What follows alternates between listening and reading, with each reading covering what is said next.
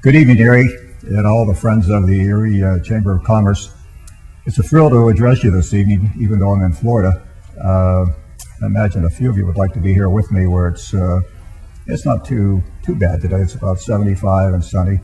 I imagine most of you up there have just come in from a round of golf and have taken a shower and have come to this event to get some of the free booze and so forth that the Chamber of Commerce is going to offer you this evening, and enjoy. But seriously, I do wish I was there, and perhaps you really should have found somebody else for this honor. I'm not sure I'm the one that really deserves getting this evening. My ex-business partner told me once, if you start getting too many honors, it means you're getting too darn old. And that's just, I hope is not the case here. I really would like to share with you something this evening, if I could, about what I'm working on and how it all got started. I don't think many people, except the folks at 60 Minutes, really know how John Kanzius and the radio wave theory and how it got into the University of Pittsburgh, how it's now being hailed by the people at MD Anderson as one of the greatest treatments they have seen in cancer for 20 years. Let me take you back about 5 years ago, and I was talking to Ed Mead, who from the Erie newspaper was the publisher at one time, as many of you are aware. And he came back from Florida, and I said, Ed, I've been working on a real unique project. And he said, what the heck is that? And I said, do you want to have lunch at the Erie Club? And I'll tell you. So we went to the Erie Club, and I showed Ed a patent application I had found for using radio waves to treat malignant cancer cells, and I found it interesting. I'm sure he understood it all as he does today, and probably can share some of the insight with you after. Ed and I have been friends for over 40 years. I met him at a cocktail party, and met him at a cocktail party in 1966 to be exact, and in 1967, 68, 69, and so forth. But truly one of Erie's visionaries, and has always been a good friend of mine and the broadcast company that we ran in Erie, Pennsylvania. But after having a nice lunch with Ed, I thought, well, he showed some interest. And then I got a call from a junior reporter that hadn't been with the Times a real long time, and saying he would like to do a story on my patent application. I thought, Ed must have gone back to the newsroom after the luncheon and decided he was going to share some of the information with one of the reporters or editors there. And we did a long, entailed interview, and that was probably around the middle of May of 2004. And nothing really happened until my wife came in screaming on Memorial Day Sunday, and said, "My God, you made the front page of the Erie Times." And I thought, God, I didn't shoot anybody last night. I didn't rob a bank. What could be on the front page? That was the front page headline.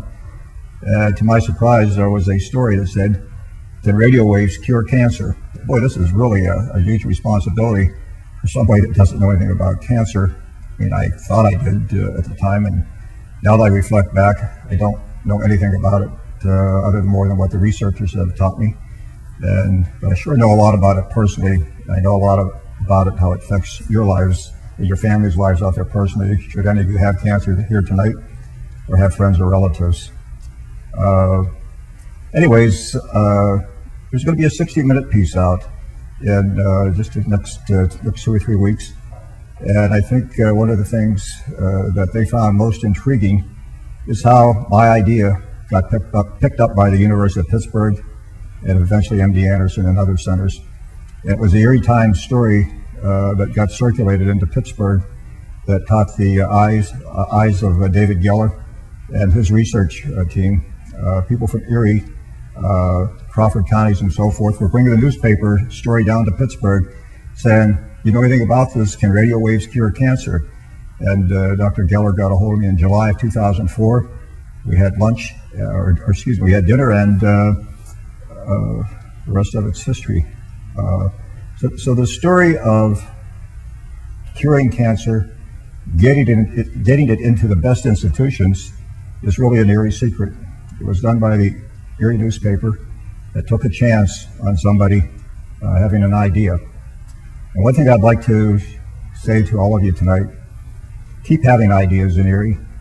Make Erie proud. A lot of people here think that Erie can't do things, and that's been, ingrained into their minds for years that we're a second-class city. Folks, we're a first-class city, and you are first-class people.